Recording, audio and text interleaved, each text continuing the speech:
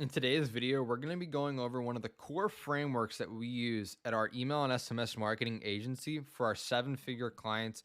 This is how we view sending campaigns to their list. How do we balance engaging and educational based content that's valuable? And how do we balance that content with sales and promotional content that really pushes sales using maybe direct response style emails and more sales promo product based campaign emails?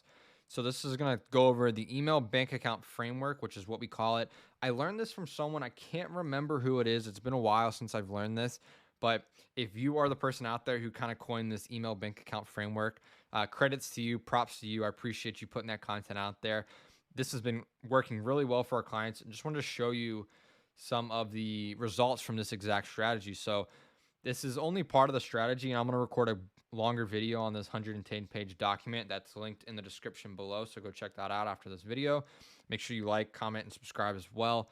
But we're going to go over the strategy, and we've come on board with multiple seven-figure brands from $1 to $6 million a year, and we've implemented this exact strategy for them. This strategy has helped them increase their customer lifetime value, decrease their cost to acquire a customer, generate them at least 35% of their revenue through email, and monetize their existing list of customers, which is allowing them to profitably scale knowing that their back end is going to generate more than enough revenue for them to profit on their front end paid ads. And so these are some of the results that our clients have gotten.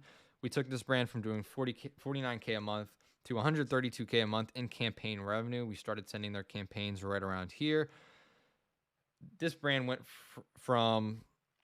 this brand generated an extra 111% more revenue through their email marketing campaigns in just 77 days.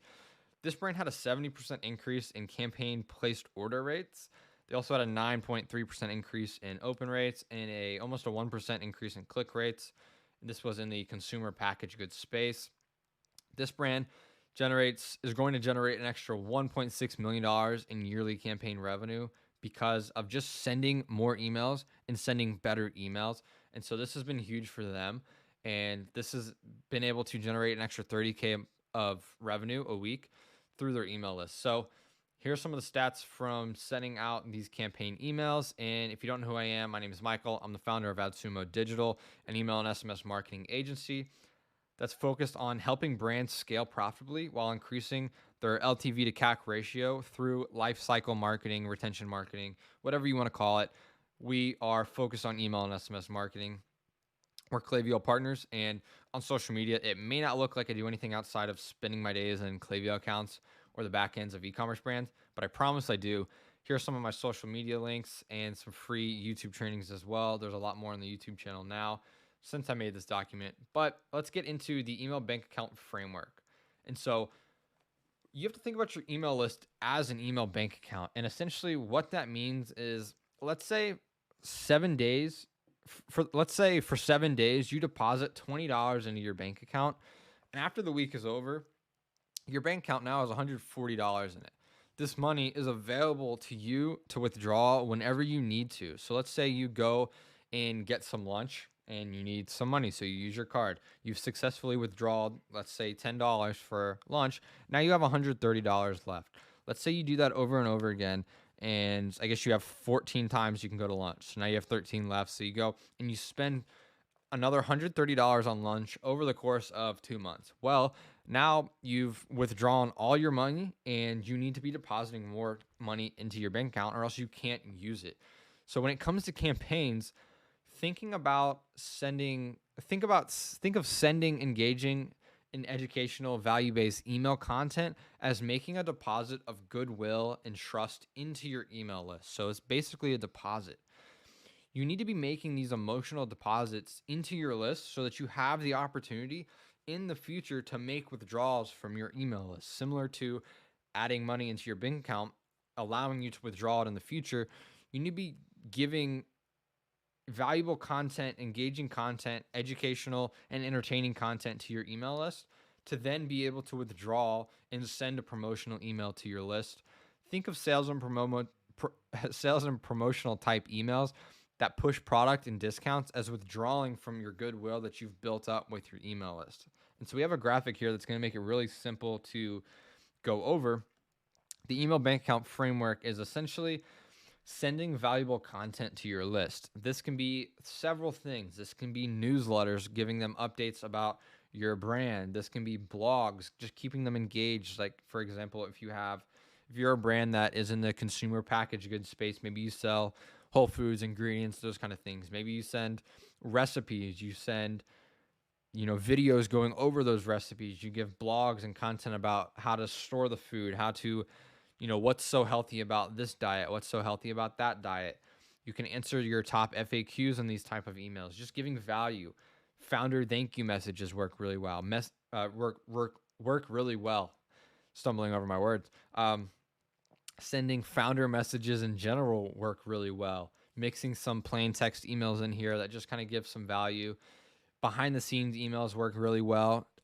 A tour of the warehouse, how you source your products, what materials they're made out of, how do you grow your ingredients. These are the kind of things that are going to build trust and equity within your list for your brand. And so this is the same as making a deposit into your bank account. And this gives you the goodwill to ask for sales from your list in the future. And so think of spending, the ratio here, we try to keep a 5-to-1 ratio as far as deposits to withdrawals. So value-based content, educational, entertaining, engaging-based content to sales promos. And 5-to-1 ratio is really the goal. So if you're sending, let's just say 12 emails a month, you do 10 value-based into, promos and sales. They don't have to be discounts, and we're going to go over that. So a withdrawal, the same as making a bank withdrawal, is sending sales and promo-based emails. This allows you to capitalize on your goodwill and equity that you've built up over the last 5-10 emails. And so this can be seasonal sales. This can be percentages off. This can be last chance BOGO sales, free gifts with purchases, or this can simply be a product highlight. A lot of brands maybe give so much value that they forget that you don't have to run a sale to sell a product. You can just do, for example, we have a brand that on Fridays we do, or Thursdays or Fridays, we do a recipe highlight. And so we give a recipe and then we link to the ingredients that we sell that they can include into their cart to make this recipe. And so that's not a very salesy promotional based email. It's all about this recipe that's part of a diet, but it generates a lot of sales because all you do is you look below and like, oh, do you want to make this recipe? Here are the 6 ingredients you need, and you can get them right here on our website. Click this link below and it'll take you to the list of ingredients and the recipe, and that generates a lot of sales for them.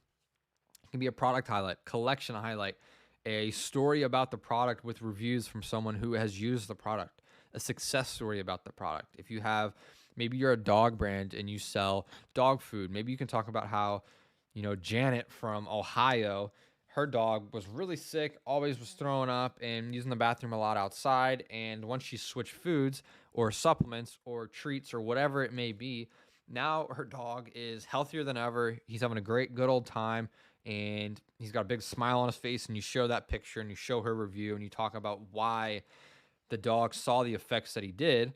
Then that's essentially about a product, but it's framed in a way where it's still engaging and value-based. So it doesn't have to be promotional sales content. It can be kind of wrapped in a story. It could be wrapped in a question. It could be a myth versus facts email. There's so many options out there that you can do. And in the longer video, we'll go more in depth about how to kind of come up with these ideas. And so the whole goal here is you're going to be generating sales and revenue with these emails. And with these emails, you're going to be building trust and equity. And so you can't have one without the other. If you only send building trust and equity emails, then you're not taking full advantage of monetizing your email list. But if you do it the opposite way, you're going to burn your email list and they're going to expect discounts. They're going to understand that every time they receive an email from you, you're probably selling a product. Yes, you can sell in every email, but you can do it, like I said, in different ways where it feels engaging and value-based. And you can mix the two if you kind of find some angles that your brand that your brand's list really likes. And so that's kind of the way that we think about campaign strategies for our clients, and one of the frameworks that we use to build these campaign calendars. And so one of the things you need to keep in mind is that you don't want to run the bank dry. We try to keep, and we aim for, at least a 5-to-1 ratio of non-sales to promotional emails when we plan out our clients' campaign calendars. And so every brand is different and it depends on your marketing strategy, but this is a good rule of thumb to follow. For example, one of our clients that we manage, one of the accounts that we manage, we never run a sale and we're still able to generate 30K per campaign email, and we send multiple campaigns a week. We have other clients where they've been sending sales for so long that their list is used to it, and so they still want to send sales, so we send sales quite often. Not the best strategy in my opinion, but one of the other things is we have a brand that used to send a lot of sales and we're trying to wean the list off of those right now. And so it's a process, and every brand's different depending on where you're at in your kind of life of the brand. But if you fail to make deposits of goodwill with your email list, you won't be able to fully monetize your list, and your bank account is going to run dry, and you don't want it to do that. You want it to look like this below. And so just keep those things in mind when you're thinking about your campaigns, when to send what kind of content to send them, and really kind of dive into the balance of deposits and withdrawals that you've made into your brand. So sorry if you hear those dogs barking. Looks like someone's at the door, but hopefully this was valuable for you guys, and let me know if you have any questions. Like I said, going to be going over a bigger training document. This is 110 pages, and we've just cracked 2 or 3 slides of it. So I'm going to link this page below, and then I'm going to record a longer video on this. So take care. Make sure you like, subscribe, and comment. And let me know if you want to see any other specific types of content. Take care. And again, sorry for the dogs barking. Enjoy the rest of your day.